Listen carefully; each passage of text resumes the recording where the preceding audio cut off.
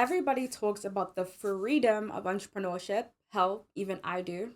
But nobody talks about and nobody warns you about the darkest parts of entrepreneurship. Let's talk about it. In this video, I'm going to be talking about the hardest parts of entrepreneurship that nobody tells you about, nobody warns you about. And I think it's very important that this video is made because I feel like everyone knows the basics of the struggles of being an entrepreneur, which would be like, I don't know, the uncertainty, the financial uncertainty, but like no one really knows the depths, the depths of entrepreneurship, how far it can go down.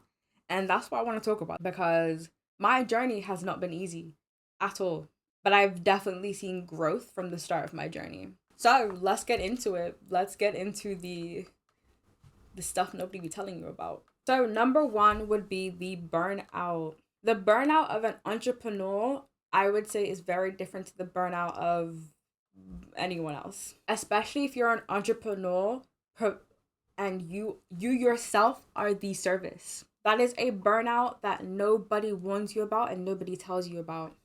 I have burnt out many times in my entrepreneur career. That's just because I'm constantly on the grind. It's constantly a hustle. It's constantly a grind. You feel like if you stop, like you're not going to go anywhere.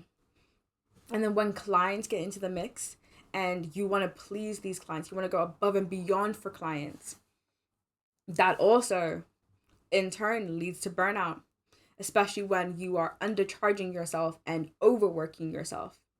So for example, I would charge £30 for a content strategy and I'd be working like almost every day on the content strategy for this client to get paid £30.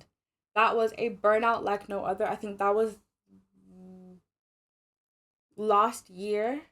March is definitely one of the worst burnouts I've had because that's when I came to the realization that I need to rebrand. But it's hard to establish a system. It's hard to establish a routine and a schedule in the early stages of entrepreneurship. And it's hard to create the work-life balance, right? What helped me push through the burnout was definitely creating a work-life balance, putting systems, putting schedules, putting a routine in place, thinking that even if I've taken one day to myself, like the world and my business is not going to fall apart. It was very important that I thought that too. And obviously finding clients that know your worth. These things have all helped with the burnout situation. And I can honestly say that compared to last year, not working like a dog has actually pushed me further. Having time for myself and having time for me to do the things that I love. Like I stopped gaming for a very long time because all I thought was, why am I wasting my time gaming when there's work to be done? But now I'm at the point where I'm like, I should incorporate gaming into my schedule because it's very needed. I need that reset. I need that time away from work. But it's not something that you figure out like ASAP. But I would definitely say create a routine, create a schedule, create a work-life balance. It is so important for your mental health, for your growth on your entrepreneurship journey.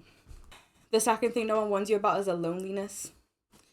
Because you start focusing on yourself, because you start grinding, because you start literally zoning in and focusing on one thing, which is building your business, everyone around you kind of like fades away to the background.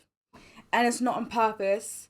It's just what happens. And then after time you realize, like, if you don't have any entrepreneur friends, like, it's lonely. There's no one you can really talk to and relate to on it because you have maybe 9-to-5 friends. You have friends basically friends or family that can't relate to the life that you've chosen to live now. And that's something that I've been and still figuring out, the loneliness. But that's why I'm creating a community. I said I need friends and I'm creating a whole community of friends. Loneliness, that's just something that's like, it's bound to happen. This year is definitely a year that I did want to prioritize hanging out with friends more, being more outside. And I'm pretty sure I definitely can do that this year because I've put the systems in place, because I've created that work-life balance. The loneliness is so real, guys. It's so real. There's so many times you're just like, oh, I need someone to talk to about this. Oh, I'm struggling. I need someone to talk, but who's going to get it?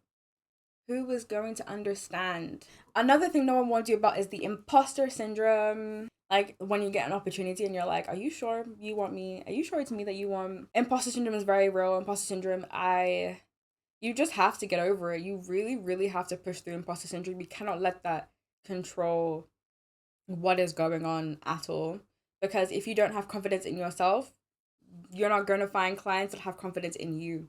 And if you want to be charging and going for high ticket clients, they need to see that you are confident in yourself, in your service, in your product, in your business, in your vision. Otherwise, they're just not going to invest in you. So don't get me wrong, imposter syndrome is something that we cannot control. It happens, but don't let it like affect your business, if that makes sense. Like if you get an opportunity or so if you're getting an opportunity where you feel like, I don't understand why I've got it. Why me? Stop that. You got it because of the hard work that you've been putting in. So to beat imposter syndrome, you have to believe in yourself like no one ever has before. Another thing that no one warns you about, maybe, is the financial uncertainty. Like, don't get me wrong, people talk about how like being an entrepreneur, you never know when your next pay is gonna come, but like living it and hearing about it, different things. Very, very different things. I truly believe that entrepreneurship is like an all or nothing type of grind. It'll be very hard for you to build a business, build your vision while you have like a whole other responsibility. For example, like a 9 to 5. And me personally, I'm not the type of person that thrives in a 9 to 5 environment. I can't do it. And if I'm working 9 to 5 plus doing my entrepreneurial journey, I'm pretty sure I would have stopped the entrepreneurial journey and just focused on the 9 to 5.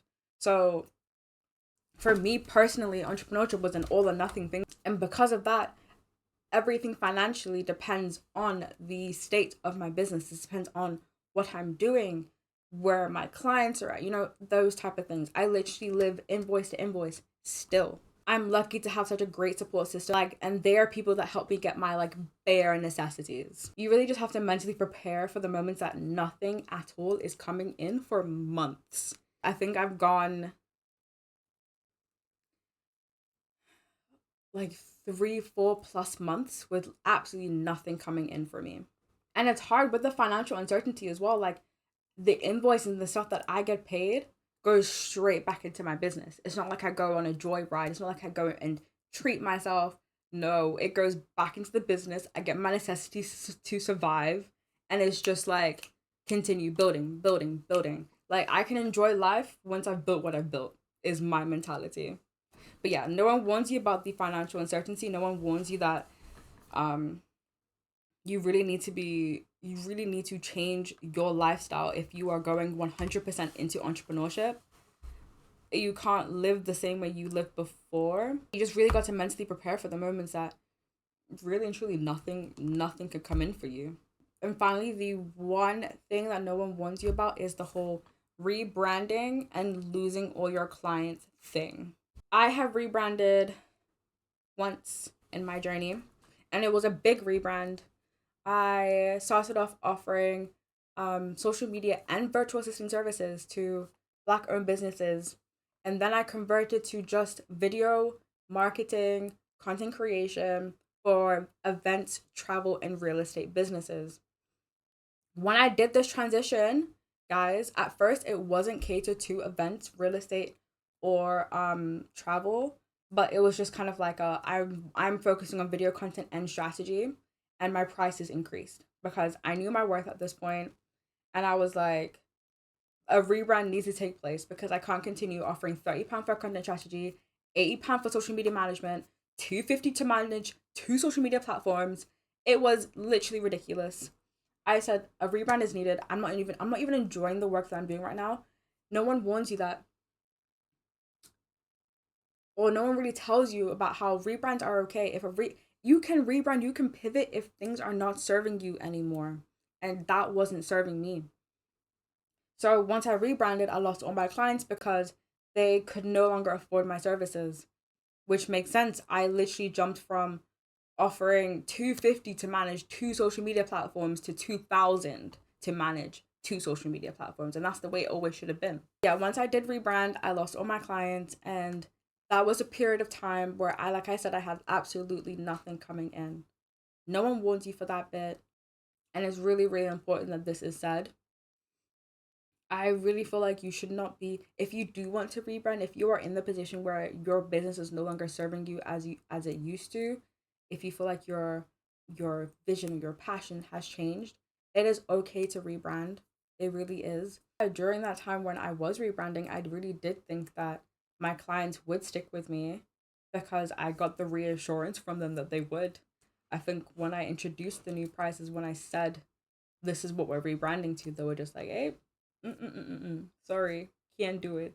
And I said, understandable, and moved on, because I know I will find clients who see that number, who see what I'm offering, and be like, ooh, give it to me. And those are the clients I want to work with.